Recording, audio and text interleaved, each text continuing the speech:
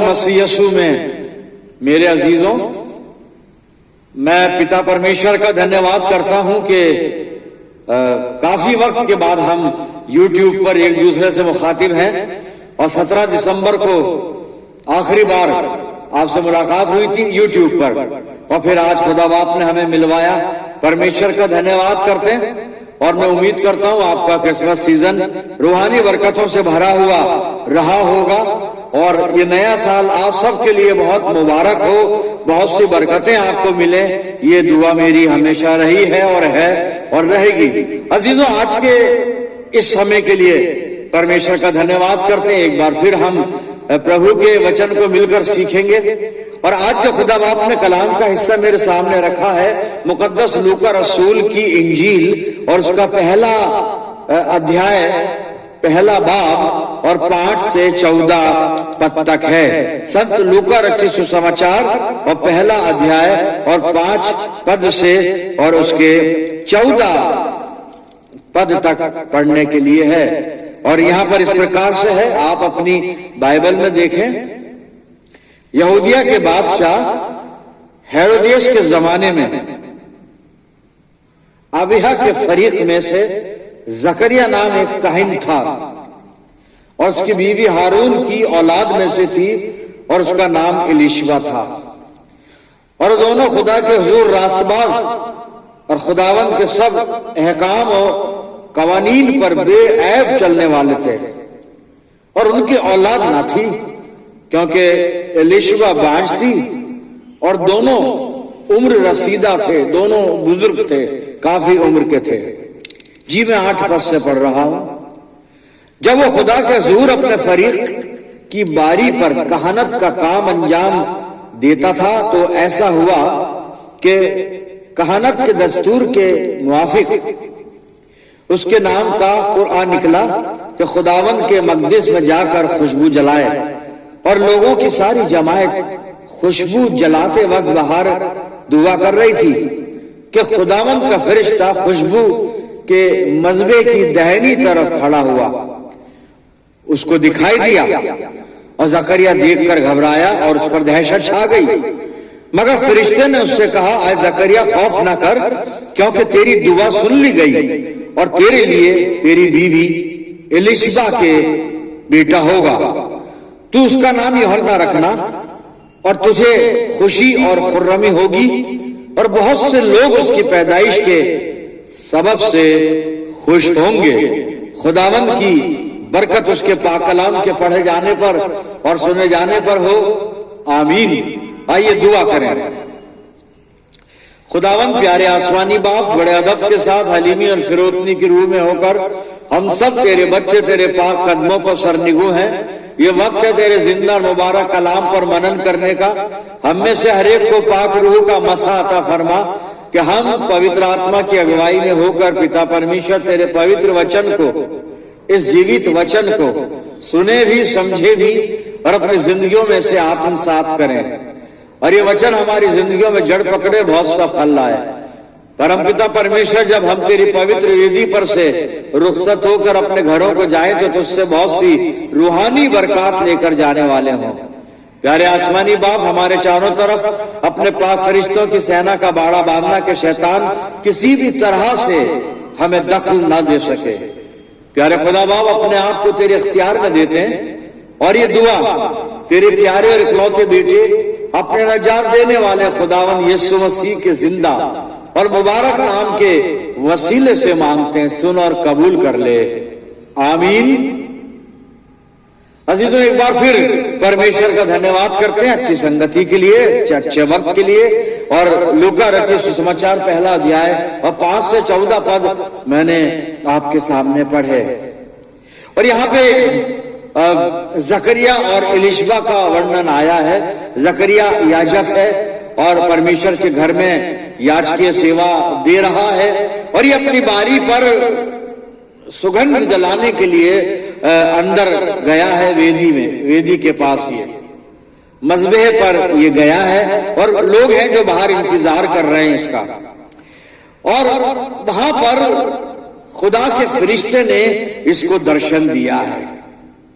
अजीजों, जो दर्शन दिया है और जो बातचीत हुई उस पर अभी हम बात करेंगे, लेकिन मैं आपका ध्यान उस तरफ ले जाना चाहता हूं कि खुदा बाप ने हमको पिछले साल संभाला और हर तरह के तजुर्बे भी हमको हुए, कभी रंजित की घड़ियां भी आई, कभी खुशियां भी मिली, और ये सब जिंदगी में चलता है, अप्स एंड डाउन ये आते हैं। और फिर हम 2023 से निकलकर अब 2024 में हैं और नए साल के लिए हमने दुआएं की हैं और ये मुनाजात परमेश्वर की वेदी पर रखी है कि ये नया साल यानी 2024 हम सब के लिए मुबारक हो, रूहानी बरकतें भी हमें मिले और दुनियावी बरकतें भी हमें मिले। ये इंसानी सोच है और ये ठीक है अपनी जगह और चलती रहती है ये सब ऐसा।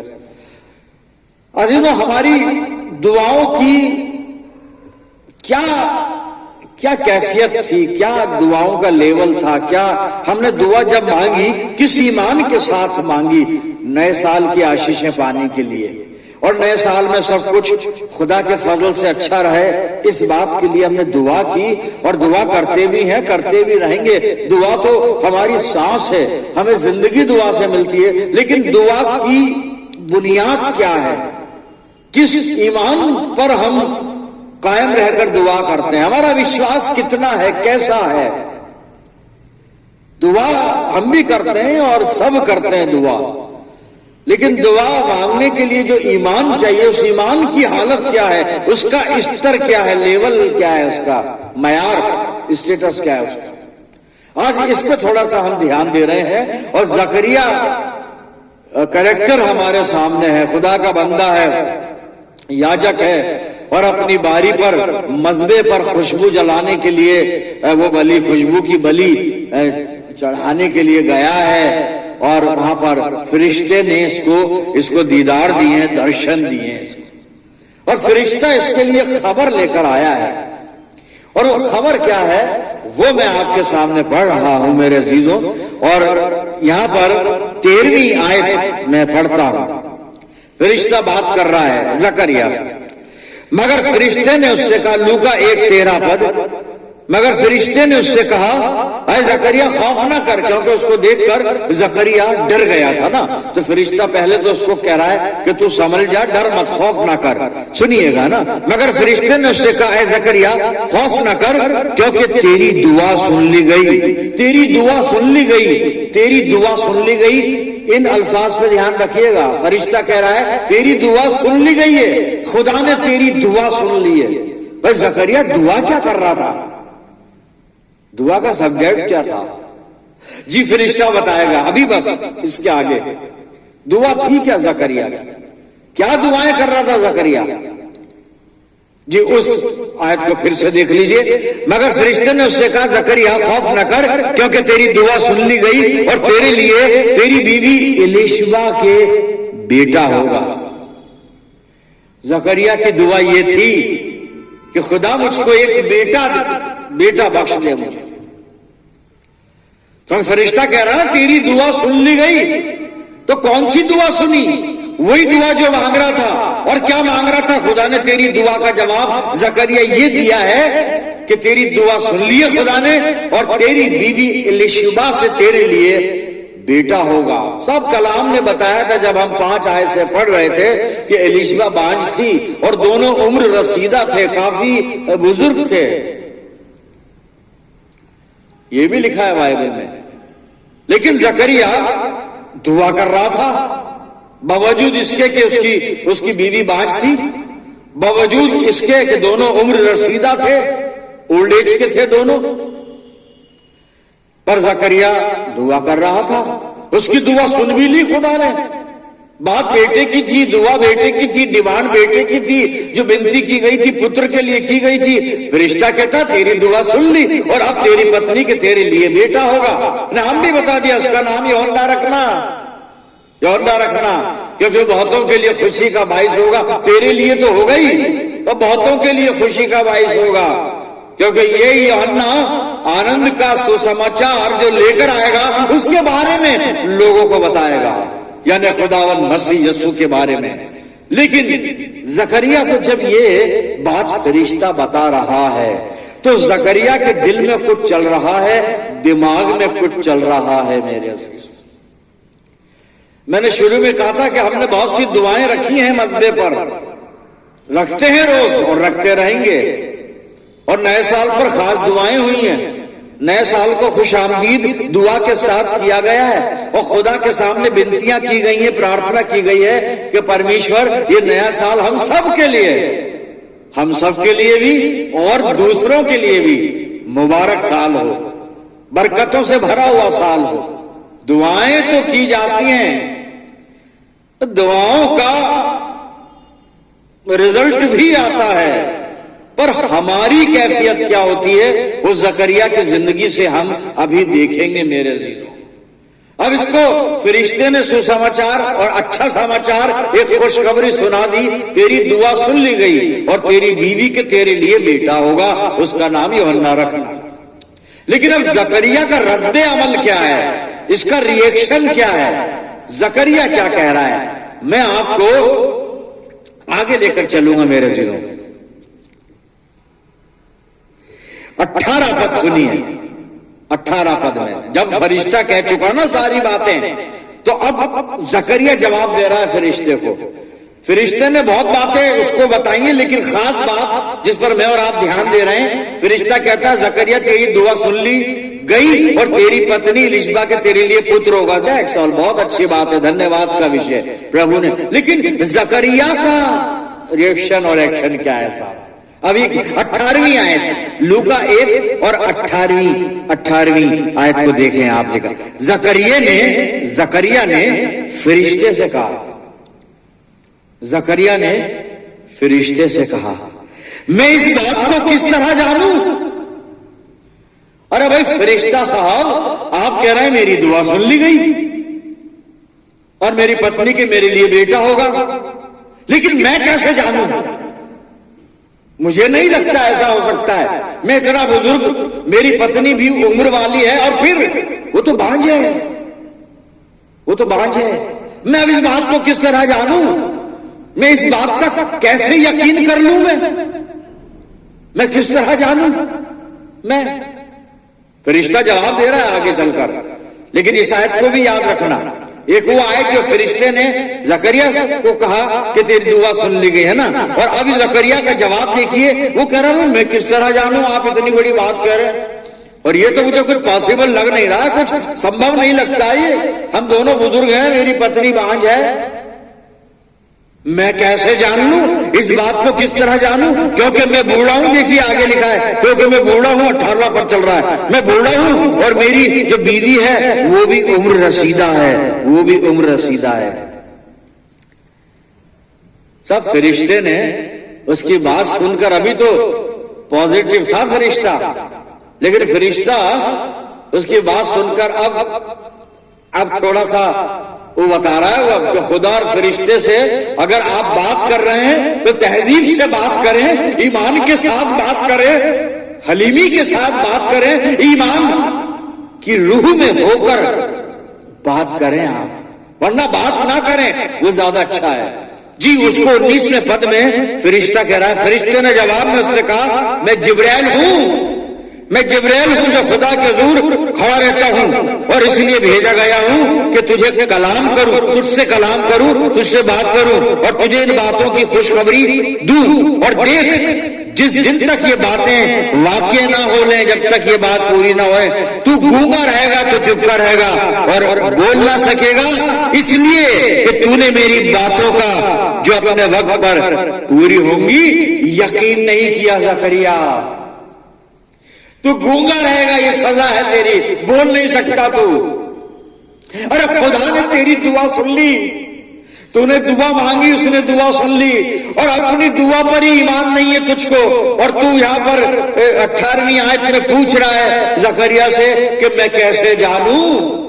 मैं तो बुजुर्ग हूं, औरत भी, मेरी पत्नी भी बुजुर्ग है, मैं ये बात का यकीन कैसे कर लूं, कैसे समझ लूं कि साहब फरिश्ते साहब आप जो फरमा रहे हैं वो ऐसा होगा, ऐसा हो सर? अरे फरिश्ते ने कहा मैं जिब्राइल हूं, जकरिया खुदा के दाहिनी तरफ खड़ा रहता हूं मैं, और मैंने जो कह दिया वो होके रहेगा। और इस फरिश्ते की बात में पैगाम यह है, nothing is impossible for our almighty God. हमारे खुदा के लिए साहब कुछ भी नामुमकिन नहीं है। मैं और आप कई बार शक करते हैं, मैं और आप कई बार दुनियावी बातों को साथ में ले आते हैं। मैं तो बहुत बुजुर्ग हूं, मेरी पत्नी बांझ भी है, बुजुर्ग भी है, और हम 60, 70, 80 साल के हो गए। अब ये कैसे होगा? फरिश्ते ऐसे ही बता रहा है तू बेटा होगा, ये मैं कैसे जानू? मैं नहीं जान रहा, मैं नहीं समझ रहा, और मैं नहीं मान रहा। खुद दुआ कर रहा है, खुद दुआ भी मांग रहा है, और अपनी दुआ पे खुद को यकीन भी नहीं है, और खुदा पर भी यकीन नहीं है, खुदा की सामर्थ पर भी यकीन नहीं है। पूछता है मैं कैसे जानूं?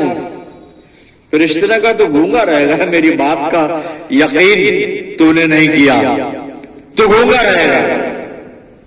अरे खुदा पे तो यकीन कर, खुदा के फरिश्ते पर तो यकीन कर मेरे अजीजों। हम दुआएं मांगते हैं ना, कहीं इस हिसाब से तो ऐसे तो नहीं मांगते हैं जैसे जकरिया मांग रहा है। ईमान है नहीं और दुआ किए जा रहे हैं, ऐसा हो जाए, वैसा हो जाए, यूं हो जाए, यूं हो जाए। ईमान है नहीं। जब होने की बात कान में आती है कि तेरी दुआ सुन ली गई, तो हम खुदा से कहते हैं खुदा बाप ऐसा कैसे होगा? कैसे होगा ऐसा? कैसे? ये परमेश्वर के सामने कैसे, ऐसे वैसे, क्यों, क्या? ये नहीं चलता। वो सामर्थी परमेश्वर है मेरे अजीजों। ये सवाल हम करते हैं, और हम नहीं, ये सवाल सदियों से किया जा रहा है। अच्छे अच्छे लोगों ने खुदा से ये सवाल किया है अपने अपने तरीके से। 2 हवाले में पढ़ूंगा तो नहीं, और तीसरा हवाला पढ़ूंगा, पर मैं आपको बता देता हूं, आप लिख लें और बाद में देखिएगा जी। ऐसी एक घटना उत्पत्ति 18 अध्याय में घटी है, और वहां पर फरिश्ते आए अब्राहम के घर पर, अब्राहम के पास, उसके तंबू में। उसकी पत्नी भी तंबू के अंदर मौजूद है, सारा, और अभी इनके संतान नहीं है। मैं संक्षिप्त में बता रहा हूं आपको, बड़े ब्रीफ में। और फरिश्ते खुशखबरी ये लेकर आए कि अब्राहम, मैं अगले साल बसंत ऋतु में फिर तेरे पास आऊंगा, मौसम में बाहर में, और तेरी बीवी की गोद में बेटा होगा। सारा सुन रही थी, दोनों उम्र रसीदा हैं। ये वही सेम केस है, वो वैसा ही जकरिया लीजा वाला। और वहां पे लिखा कि सारा हंस रही है। जब आप उत्पत्ति 18 और 11, 12, 14 पद और ये जब पढ़ेंगे ना, अभी मैं रेफरेंस नहीं बताऊंगा, आप नोट कर लें और इसकी स्टडी घर में बांधें। सारा हंस रही है, मैं इतनी बुजुर्ग, इतनी बुढ़ी, अब मेरे बेटा होगा। ये फरिश्ते भी कैसी बात करते हैं, खुदा बाप कैसी कैसी खबरें पहुंचाता है। और तब फरिश्ते ने कहा सारा तू हंसी है खुदा की बात पर। और वह फरिश्ते ने वही सवाल किया भी जो बता रहा, क्या खुदा के लिए कुछ नामुमकिन है? कुछ भी परमेश्वर के लिए कठिन है? नहीं। कोई चीज जो ऐसी है जो प्रभु के लिए पॉसिबल ना हो? नहीं साहब, उसके लिए सब कुछ पॉसिबल है। Everything is possible with God. सब कुछ मुमकिन है, सब कुछ संभव है, क्योंकि वो सामर्थी परमेश्वर है। और सारा उसने कहा भी तू हंस रही हो, झूठ बोल गई, मैं नहीं हंसी। खुदा ने कहा नहीं तू हंसी थी, फरिश्ते ने कहा तू हंसी थी। जी ये पहला केस सेम जकरिया वाला। खुदा बरकतें दे रहा है, हम ईमान ही नहीं कर रहे हैं, ईमान ही नहीं ला रहे हैं, ईमान ही नहीं रख रहे हैं, यकीन नहीं करते हम। और यकीन इसलिए नहीं करते कि खुदा पे यकीन नहीं है, उसकी सामर्थ्य पे यकीन नहीं है। जी और एक चीज और, एक घटना और है। निर्गमन की पुस्तक 4 अध्याय। मूसा को परमेश्वर ने झाड़ी में से दर्शन दे दिया, मूसा बात करने लगा, खुदा बात कर रहा है जी। 4 अध्याय के पहले पद में परमेश्वर कहता है तू मिस्र में जा और हारून से बात कर, जाके फिरौन से बात कर, हारून नहीं सॉरी, फिरौन से बात कर। और फिरौन ये राजा का टाइटल है। फिरौन से बात कर और बोल के खुदा कहता है मेरी प्रजा को जाने दे ताकि वो अपने परमेश्वर की आराधना करें जंगल में जाके। मूसा कहता है वो मुझे पहचानेंगे ही नहीं। सबसे पहले तो लोग मुझसे पूछेंगे जो इब्रानी लोग हैं, तू कौन है, कहां से आया है, खुदा ने तुझे भेजा, इसका प्रमाण क्या है, इसका सबूत क्या है, वगैरह वगैरह ये वो। और वहां पे जब आप दूसरा पद, तीसरा पद, चौथा पद पढ़ेंगे ना, तो वहां पे खुदा ने उसको एक मिरेकल दिखाया कि मूसा तेरे हाथ में लाठी है, इसको जमीन पर डाल। उसने जमीन पर डाली। बड़े वही ब्रीफ में बता रहा हूं मैं, आप नोट कर लें, बाद में स्टडी कीजिएगा। और लाठी को जमीन में डाला, सांप बन गई। मूसा डरा उससे, खुदा ने कहा डर मत, इसकी पूंछ पकड़ ले। उसने उसकी पूंछ पकड़ी, वापस लाठी बन गई। खुदा ने कहा देख ऐसी मौत से तू वहां दिखाएगा फिरौन के सामने। पर मूसा आगे पीछे होता रहा। इतना चमत्कार देखकर भी मूसा तैयार नहीं है जाने के लिए। बहुत बातचीत हो रही है, मैंने अर्ज किया कि ब्रीफ में चल रहा हूं मैं, बहुत बातचीत। और आगे चलकर मूसा ने एक बहुत बड़ा बहाना बनाया साहब। 10वें पद में, निर्गमन 4:10 पद में खुदा से कहता है, खुदा बात मेरे को ठीक से बोलना नहीं आता, मैं हकलाता हूं, मैं हकलाता हूं। अरे खुदा कह रहा मूसा, ये खुदा मुंह, इंसान का मुंह किसने बनाया? मुझ खुदा ने। खुदा कह रहा है मूसा को कि इंसान का मुंह किसने बनाया? क्या मुझ खुदा ने नहीं बनाया? इंसान को गूंगा कौन बनाता है? मैं खुदा नहीं बनाता। बोलने वाला कौन बनाता है? मैं खुदा नहीं बनाता। खुदा कह रहा है मूसा से, बहरा गूंगा कौन बनाता है? मैं परमेश्वर। मैं तेरा मुंह मैंने बनाया है। अभी तेरा मुंह काम नहीं करता ना ठीक से। वहां जा तू फिरौन के सामने, तेरा मुंह ठीक से काम करेगा। फिर तेरा भाई हारून तेरे साथ है, वो तेरी तरफ से बोलेगा। खुदा के पास जरिए वसीले बहुत है साहब, पर हम जब खुदा से हमारी मुलाकात होती है ना, और जब खुदा हमें कोई असाइनमेंट हमें सौंपता है, खुदा जब हमें कोई सेवा, कोई खिदमत करने के लिए कहता है ना, हम बहाने बनाते हैं, बहाने बहुत बनाते हैं साहब। ये हमारे साथ होता है। कई बार हम बड़े मोतबर लोगों को बात करते हैं कि आपको पास्टेट कमेटी में एक जिम्मेदारी दे दें, आप मोतबर हैं, नामवर हैं आप, और खुदा की नजर में भी आप ठीक हैं। और फिर बहाने बनाता हूं, मेरे घर में क्या काम ज्यादा है, अभी मेरी बच्चे छोटे हैं, उनको देखना पड़ता है। बच्चों के बच्चे बहुत छोटे हैं तो उनको संभालना पड़ता है, क्योंकि उनके पेरेंट्स तो जो हैं वो ड्यूटी चले जाते हैं, तो हम घर में जो हम रहते हैं बुजुर्ग, हम संभालते हैं। बहुत बहाने हैं साहब। ठीक है, अच्छी बात है, वो भी ठीक है। खुदा ने बरकतें दी हैं तो संभालना तो है ही। लेकिन खुदा कहता है मेरा भी तो काम करो। सबका काम कर रहे हो, अपना कर रहे हो, अपने बच्चों का कर रहे हो, अपनी रिश्तेदारों का कर रहे हो, सारे काम कर रहे हो, कोई काम नहीं रुकता। मेरा काम करने के लिए इतने बहाने हैं। ये सब ये चलता है, इसलिए हम बरकतों से महरूम रहते हैं। लेकिन हमें ईमान के साथ अपने आप को परमेश्वर को कमिट करना है जी। इस साल के अंदर यहां मूसा को भी यकीन नहीं है परमेश्वर की सामर्थ पर, सारा को भी यकीन नहीं है परमेश्वर की सामर्थ पर, जकरिया को भी यकीन नहीं है परमेश्वर की सामर्थ पर। और इतने बड़े बड़े जब ये किरदार ये फेल हो गए, मैं और आप क्या है जी? हमारा ईमान कहां पर होगा? टटोलें, जांचें, कहां पर होगा जी? ऐसा ही एक और हवाला अब नए नियम में मैं आपको लेके चल रहा हूं और पढ़ूंगा भी, प्रेरितों के काम, और इसका 12वां अध्याय मैंने खोला है साहब। और पतरस यीशु मसीह का सुसमाचार सुनाने के कारण बंदीगृह में है, और हाथ पैरों में जंजीरें हैं इसके, और 2 सिपाही आसपास सो रहे हैं, और जेल के गेट पर पहरा लगा हुआ है। रात में, आधी रात में फरिश्ता आया है, और फरिश्ते ने इसको आजाद कर दिया। बहुत कुछ लिखा हुआ है, अब मैं जल्दी से आपको बता रहा हूं। प्रेरितों के काम, एक्ट्स ऑफ अपोस्टल्स चैप्टर 12, 12 अध्याय, और उसका वर्णन है ये। और फरिश्ता कहता है पतरस को, चल बाहर ले आया, जेल से बाहर आ गया। पहले पतरस सोच रहा था मैं ख्वाब देख रहा हूं, पर जब जेल से बाहर आया उसने थोड़ा सा अपने आप को हिलाकर झटक कर देखा होगा कि मैं जग रहा हूं, पूरी तरह होशावास में। उसे यकीन हुआ कि नहीं भाई ये तो घटना घट रही है मेरे साथ और खुदा ने मुझे आजाद करा दिया।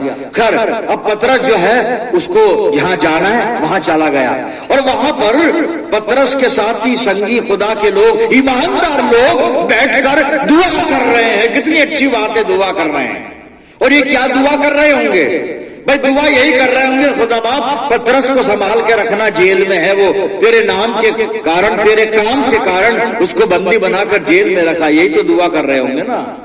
यही सब्जेक्ट था वहां पे, एक बर्निंग इशू यही था। पतरस जेल में है और दुआ की जा रही है साहब उसके लिए, उसकी बहाली की दुआ, उसकी आजादी की दुआ, उसकी खैरियत की दुआ की जा रही है। और खुदा ने आजाद कर दिया, दुआ सुन ली गई। और आजाद होकर जब ये उस घर में गया जहां पे इतने लोग दुआ कर रहे हैं, अब सुनिएगा जी, मैं पढ़ रहा हूं प्रेरितों के काम और 12 अध्याय 11 पद। तब पतरस ने सचेत होकर कहा, अब मैंने सच जान लिया कि प्रभु ने अपना स्वर्गदूत भेजकर मुझे हेरोदिस के हाथ से छुड़ा लिया और यहूदियों की सारी आशा तोड़ दी है। ये जानकर वो उस यूहन्ना की माता मरियम के घर आया जो मरकुस कहलाता है। वहां बहुत से लोग इकट्ठे होकर प्रार्थना कर रहे थे। जब उसने फाटक की खिड़की खटखटाई तो रूदे नामक एक दासी देखने को आई। दासी है, नौकरानी है, वो देखने को आई। पतरस का शब्द पहचान कर उसने आनंद के मारे फाटक न खोला। पतरस को पहचान गई साहब, उसका शब्द ही पहचान गई। कौन? दासी। और जो अच्छे मोहब्बर बड़े लोग हैं वो दुआ कर रहे हैं। मुबारकबाद है साहब, दुआ कर रहे हैं तो अजी नहीं, दुआ कर रहे हैं, दुआ करने से नहीं होगा कुछ। आगे सुन लीजिए, कई बार हमारी दुआएं ढोंग होती हैं। मुझे माफ करें आप, और दुआओं में ढोंग नहीं चलता है, ड्रामा नहीं चलता है, ईमान चलता है। अब दासी का एक स्टेटस देखिए, दासी का स्टैंडर्ड पहचान गई पतरस को, पहचान गई। खुशी के मारे दरवाजा नहीं खोला और बल्कि दौड़कर भीतर गई। 14वां पद चल रहा है और बताया कि पतरस द्वार पर खड़ा है। दासी ने कहा पतरस खड़ा है, वो जेल खाने में था लेकिन खड़ा है। अरे वो तो बंद था, जंजीरों में बंधा हुआ था। दो पहरेदार पास में सो रहे थे, उनके बीच में सो रहा था, कलाम बता रहा है। और गेट के ऊपर पहरा था, कई प्रहरी वहां पे भाला तलवार लेके बैठे थे। लेकिन उसने देखा पतरस खड़ा है, आनंद खुशी, पतरस आ गए, आजाद हो गया पतरस। ठीक है ना। अब 15वें पद में दुआ करने वालों की हालत देखो। मैं कह रहा हूं ना कि दुआ में ढोंग भी चलते हैं। अब दुआ करने वालों की हालत, एक दासी की हालत देखी ना, अब ये दुआ करने वालों की हालत 15वें पद में। उन्होंने उससे कहा, दासी से कह रहे हैं दुआ करने वाले, तू पागल है, पागल है तो जेल में बंद है वो, और जेल से कोई छूटा है क्या? कड़े पहरे में, तू पागल है। परंतु वो दृढ़ता से बोली कि ऐसा ही है, वो पतरस है। और दुआ करने वाले कह रहे हैं दासी को, तू पागल है। ये दुआ करने वालों की हालत देखिए साहब। इसलिए साहब हम बुरे वक्त में इसलिए हैं, हमारी दुआएं ऐसी दुआएं हैं। दासी हकीकत बता रही है, पतरस खड़ा है, खुदा का मिरेकल है, खुदा का चमत्कार है, खुदा ने उसकी बेड़ियां तोड़ डाली हैं। पतरस खड़ा है दरवाजे पर, दासी कह रही है खुशी के मारे कि पतरस है। तो दुआ करने वाले कह रहे हैं तू पागल है। आगे सुनिएगा जी, तू पागल है, परंतु दृढ़ता से बोली कि ऐसा ही है। तब उन्होंने कहा कि उसका स्वर्गदूत होगा, उसका स्वर्गदूत होगा। अब सरदूत पे आ गए, उसको पागल कहा कि पतरस हो ही नहीं सकता, अब पतरस आजाद हो ही नहीं सकता। तो दुआ क्यों कर रहे हो बैठ के भाई? अगर ईमान ही नहीं है तो दुआ करते क्यों हो? मत करो दुआ, वो बाप है, वो बिना मांगे भी दे देता है। वो जब ईमान नहीं है तो दुआ क्यों करते हैं? No faith no prayer sir, बिना ईमान के दुआ होती नहीं है जी। आगे सुनिएगा 16 पद। परंतु पतरस खटखटाता ही रहा, अतः उन्होंने खिड़की खोली और उसे देखकर चकित रह गए। अब चकित हो रहे, अरे आ गए आप, अभी भी चकित क्यों हो रहे हो? अरे हमारा खुदा तो मिराकल करने वाला खुदा है, हमारा परमेश्वर मिरेकल करने वाला परमेश्वर है। सताने वाले मसीहों को, सताने वालों ने अपनी जिंदगी खुदावंद मसीह यीशु को दे दी। पहला हवाला शाऊल है जो पौलुस बना, और उसके बाद बहुत सारे उदाहरण है साहब। लेकिन सारी जो समस्या है वो हमारे अंदर है कि शक करते हैं, दुआएं भी मांगते हैं और शक भी करते हैं। दासी कह रही है वो पतरस ही है, वो कह रहे हैं पतरस नहीं है, उसका स्वर्गदूत होगा, कोई फरिश्ता आ गया होगा, वो तो जेल में है, शाम को तो मिलकर आए थे हम। शक कर रहे हैं, और शक किस पर? खुदा की सामर्थ पर। और सभी शक क्यों होता है? जब हम दुनियादारी में लिप्त रहते हैं ना, दुनिया के अभिलाषाओं में जब हम खो जाते हैं ना, तो ये शक हमारी जिंदगी में आ जाता है। खुदावंद मसीह यीशु सावधान कर रहा है साहब। मैंने लूका की इंजील खोल ली है, उदाहरण पढ़ रहा हूं 21 अध्याय, और सुन लीजिएगा 34 से 36 पद। मसीह यीशु सावधान कर रहा है मुझे और आपको, ये चीजें अपनी जिंदगी से बाहर निकाल दें जो हमारे अंदर शक पैदा करती हैं। और वो चीजें हैं क्या? आप सुन लो, बाइबल बताएगी, मैं नहीं बताता। सुन लीजिए 34 पद, लूका 21-34 पद से। इसलिए सावधान रहो, ऐसा ना हो कि तुम्हारे मन खुमार, और आगे लिखा है, और मतवालेपन, इन दोनों को दूर कर दीजिए जिंदगी से। सब तो नहीं है इनके साथ, लेकिन जो हैं उनसे मैं निवेदन कर रहा हूं। मसीह यीशु कह रहा है, सुन लीजिएगा, इसलिए सावधान रहो, ऐसा ना हो कि तुम्हारे मन खुमार और मतवालेपन और इस जीवन की चिंताओं से सुस्त हो जाएं, और वो दिन तुम पर फंदे के समान अचानक आ पड़े, क्योंकि वो सारी पृथ्वी के सब रहने वालों पर इसी प्रकार आ पड़ेगा। इसलिए जागते रहो और हर समय प्रार्थना करते रहो कि तुम इन सब आने वाली घटनाओं से बचने और मनुष्य के पुत्र के सामने खड़े होने के योग्य बनो।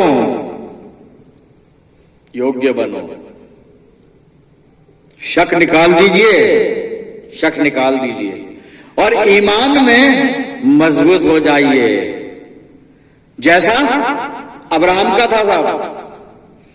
अब्राहम का ईमान कैसा था? अब्राहम का ईमान कैसा था? ऐसा ईमान कैसा था? बाइबल से पूछ ले, नए नियम में जी, रोमियो की पत्री और 4 अध्याय, रोमियो की पत्री 4 अध्याय, और मैं 19 से 21 पद पढ़ रहा हूं। अब्राहम का ईमान देख लीजिए, इसी ईमान की जरूरत है। खुदा का फजल भी आपकी जिंदगी पर रहेगा, उसके मुआवजे भी आपकी जिंदगी में सरजद होंगे, पूरे होंगे, और बरकतें मिलेंगी इस नए साल में आपको।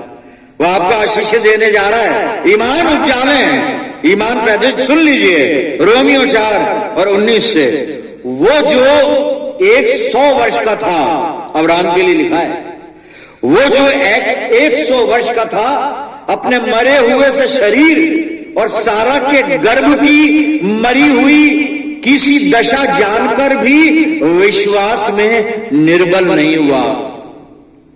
विश्वास में निर्सारा तो हुई थी, अब्राहम नहीं हुआ, और ना अविश्वासी होकर परमेश्वर की प्रतिज्ञा पर संदेह किया, पर विश्वास में दृढ़ होकर परमेश्वर की महिमा की, और निश्चय जाना कि जिस बात की उसने प्रतिज्ञा की है, किसने? खुदा ने जिस बात की उसने प्रतिज्ञा की है, वो उसे पूरा करने में भी सामर्थी है। हमारा परमेश्वर सामर्थी है साहब, पूरा करने में भी सामर्थी है या समर्थ है। इस ईमान के साथ खुदा के पास आ जाइए, बहुत सी बरकतें हैं उसके पास आपके और मेरे लिए। ईमान के साथ आ जाएं, शक ना करें, संदेह ना करें। खुदा आप पर बहुत बड़ा फजल करने जा रहा है मेरे अजीजों। नए साल में बहुत सी बरकतें उसने तैयार की हैं मेरे और आपके लिए। बस ईमान में जिंदा हो जाएं, ईमान में जिंदा हो जाएं, ईमान में हम जिंदा हो जाएं। आइए दुआ करें। खुदावंद प्यारे आसमानी बाप, शुक्रगुजार हैं इस जिंदा मुबारक कलाम के लिए। जो सचमुच में हमारे ईमान को मजबूत करता है, हमें पवित्र आत्मा से परिपूर्ण कर, विश्वास की मजबूती हमें प्रदान कर कि हम ईमान में होकर तेरे साथ अपने रिश्ते को बना सके। प्यारे खुदावन, हमें कभी भी तू अपने से दूर मत जाने देना, कभी हमें संदेह में मत जाने देना, कभी हमारी जिंदगी में तेरे प्रति कोई शक ना आने देना। प्रभु, अपनी जिंदगियों को तेरे हवाले करते हैं। प्यारे प्रभु, दुआ करता हूं उन सब अजीजों के लिए जो इस वक्त दुआ में मेरे साथ हैं। इन सब अजीजों पर तेरी शफकत, रहमत और बरकत का साया हमेशा हमेशा बना रहे। प्यारे खुदावन, हम सब मिलकर पूरे आलम के लिए दुआए खैर मांगते हैं। सब पर तेरा फजल हो। अपनी जिंदगियों को तेरे इख्तियार में देते हैं और ये दुआ तेरे प्यारे और इकलौते बेटे, अपने नजात देने वाले खुदावन यीशु मसीह के जिंदा और मुबारक नाम के वसीले से मांगते हैं। सुन और कबूल कर ले, आमीन। अब हमारे खुदावन मसीह यीशु का फजल, खुदा बाप की मोहब्बत, पाक रूह की रिफाकत और शिराकत हम में से हर एक के साथ, कुल ईमानदारों के साथ, हमारी सब कलीसियाओं के साथ अब से लेकर हमेशा तक होती रहे। आमीन।